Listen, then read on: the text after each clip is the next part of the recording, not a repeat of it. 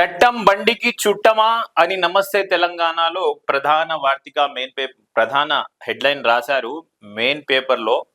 అయితే బండి సంజయ్ కొడుకు బండి భగీరథ్ కేసుపై ఈ వార్త. చట్టం బండికి చుట్టమా అని క్వశ్చన్ మార్క్ పెట్టిర్రు. 6 రోజులైనా అరెస్టు కాకుండా అడ్డుపడుతున్న అధికారం. నిజంగానే పోక్సో కేసులో 6 రోజులైనా కూడా ఇప్పటి వరకు అధికారులు అరెస్ట్ చేయకపోవడం పోలీసు వాళ్ళు అనేది. పోక్సో కేసులో బాధిత బాలికను భయపెట్టేలా కుట్రలు చేస్తున్నారని నమస్తే తెలంగాణ రాసింది.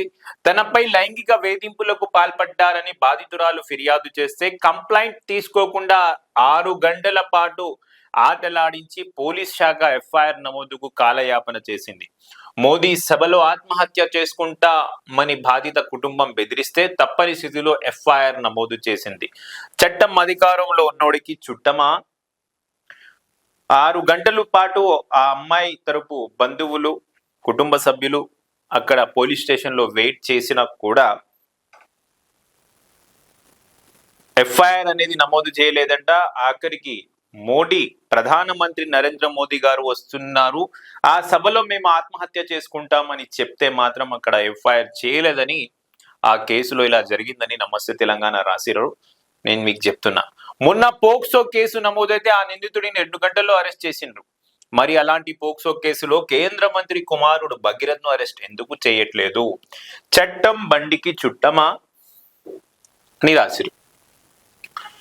బాధితురాలినే దోషిగా చూపుతూ అడ్డదారి బెదిరింపులు, మైనర్ ఐడెంటిటీని బయట పెడుతూ రాక్షస ఆనందం, సామాజిక మాధ్యమాల్లో విచ్చలవిడిగా ఫోటోలు పోస్ట్, ఇన్ఫ్లుయెన్సర్లతో వీడియోలు చేయిస్తూ కుయుక్తులు.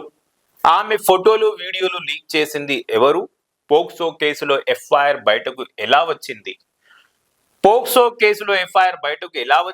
పోస్ట్ చేసినా రీషేర్ చేసినా చట్ట ప్రకారం నిందితులే. సోషల్ మీడియాలో ప్రభుత్వాన్ని ప్రశ్నించే బీఆర్ఎస్ కార్యకర్తలపై అక్రమ కేసులు పెడుతున్న పోలీసులు బాధితురాలిని కించపరిచే పోస్టులపై స్పందించడం లేదు ఎందుకు అని నమస్తే తెలంగాణలో రాశారు. సో ఎవరిని వదిలిపెట్టబోను, కుట్రదారులు అంతు చూస్తా. తన కొడుకు పోక్సో కేసుకు సంబంధించి మంగళవారం కరీంనగర్ ర్యాలీలో బండి సంజయ్ చేసిన వ్యాఖ్యలు ఇవి. ఇది బాధితులను సాక్షులుగా బహిరంగంగానే భయపెట్టే ప్రయత్నం కాదా? ఏ ధైర్యంతో ఆయనలా బెదిరించారు? చట్టం బండికి చుట్టమా అని రాశారు. పోక్సో లాంటి కేసుల్లో బాధితులు ఐడెంటిటీని ఫోటోలను బయట పెట్టొద్దని చట్టం చెప్తున్నది. అయినా బాధిత బాలిక ఫోటోలను సోషల్ మీడియాలో ఫేక్ అకౌంట్లతో విచ్చలవిడిగా పోస్టులు చేస్తున్నారు. ఇది బాధితురాలిని బెదిరించడం, కోర్టు విచారణకు ముందే ఆమెను దోషిగా నిలపడం, వ్యక్తిత్వ మానహానానికి పాల్పడమే. చట్టం ఎవరికి చుట్టం అని క్వశ్చన్ మార్క్ తో రాసిండ్రు. ఈరోజు నమస్తే తెలంగాణ అయితే చాలా మంచిగా వార్త రాసింది. బండి భగీరథ్ ను అరెస్ట్ చేయాలని డిమాండ్ చేస్తూ ఆమన్గల్లులోని మహిళలను నిర్వహించిన భారీ ర్యాలీలో బీఆర్ఎస్ ప్రవీణ్ కుమార్ మరియు నేతలు, ఆర్ఎస్ ప్రవీణ్ కుమార్ గారు అండ్ ఇతర నేతలు ఆమన్గల్లో భారీ ర్యాలీ నిర్వహించారట. ఇంకో వార్త కూడా, భగీరథ్ ను కాపాడేందుకు రేవంత్ ఆరాటం చేస్తున్నారు. బాలిక జీవితాన్ని నాశనం చేసేలా బీజేపీ కుట్రలు, సోషల్ మీడియాలో విచ్చలవిడిగా ట్రోలింగ్, రేవంత్ స్క్రిప్ట్ తో బీఆర్ఎస్ పై కవిత ఆరోపణలు, తండ్రికి కాకుండా మేనమామకు నోటీసులు. ఏంటి ఇది? మొన్న చెప్పాం మనము, వాళ్ళ మేనమామకు నోటీసులు ఇచ్చారు, తండ్రికి నోటీసులు ఇవ్వకుండా మేనమామకు నోటీసులు ఇవ్వడం ఏంటి అని క్వశ్చన్ మార్క్ తో రాశారు. బీఆర్ఎస్ ప్రధాన కార్యదర్శి ఆర్ఎస్ ప్రవీణ్ కుమార్ క్వశ్చన్స్ చేస్తున్నారు. సో నిన్న ఏం జరిగిందంటే, బండి భగీరథ్ కేసులో హైకోర్టులో బెయిల్కి పెట్టుకున్నాడు ఆయన. బెయిల్కి పెట్టుకుంటే అక్కడ డాక్యుమెంట్స్ సరిగా లేవు. ఒక డాక్యుమెంట్ లో మైనర్, ఒక డాక్యుమెంట్ లో మేజర్. కరెక్ట్ డాక్యుమెంట్స్ లేవు.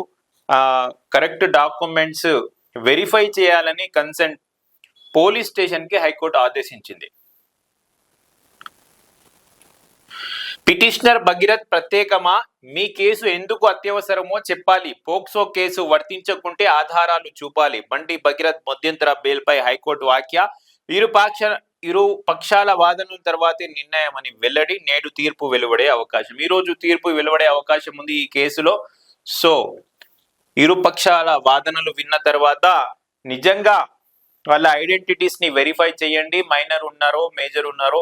వాళ్ళ తరపు అడ్వకేట్ చెప్పింది ఏమంటే, బండి భగీరథ్ తరపు అడ్వకేట్ చెప్పింది ఏమంటే ఆ అమ్మాయి మైనర్ కాదు, మేజరే, అండ్ పోక్సో కేసు అప్లికేబుల్ కాదు, ఒక్కొక్క డాక్యుమెంట్ ఒక్కొక్క డేట్ ఆఫ్ బర్త్ ఉంది అని హైకోర్టులో న్యాయవాది చెప్పడం జరిగింది. ఆ తర్వాత న్యాయవాది సరే డాక్యుమెంట్స్ వెరిఫై చేయండి, తుది తూర్పు శుక్రవారం అంటే ఈ రోజుకి పోస్ట్ పోన్ చేశారు.